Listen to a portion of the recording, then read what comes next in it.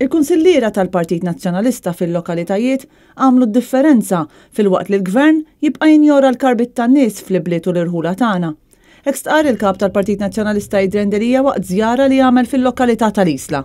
Għal darb'oħra allura naraw illi f'kull lokalità li mmorru dawk li huma rappreżentanti tal-Partit Nazzjonalista għan-nies tal-lokalità jagħmlu minn kollox biex jippruvaw ittejbu l-ħajja ta' kuljum tar-residenti tagħna u mill-banda l-oħra il-Gvern li kaxkar saqajh illi ma jinteressax u li minflok iħares l-interessi tar-residenti iħares biss l-interessi tal-ftit magħżula. Tul iż-żjara tiegħu Adrian Delija kellu ċans iżurat ta' negozji kif ukoll jidħol fid-djar u jitkellem ma' residenti ta' din il-belt fil-Kottonera.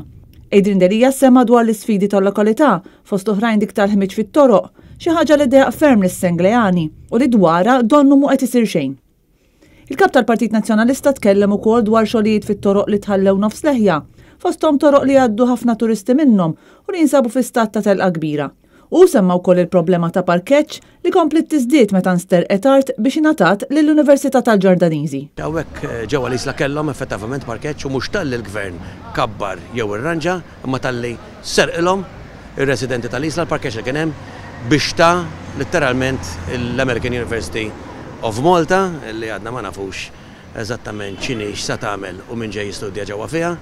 Ħruġ il-ħaġeb kien il-kunsillier tal-Partit Nazzjonalista li pratikament waħdu jagħmel appell biex iżomm dan il-parkeġġ għar-residenti għan-negozji u għall-attività u l-konvenjenza ġewwa l-Isla. Jakkumpanjaw lill-kap tal-Partit Nazzjonalista kien hemm ukoll kandidati tal-Partit Nazzjonalista għall-elezzjonijiet tal-Kunsilli Lokali u tal-Parlament Ewropew.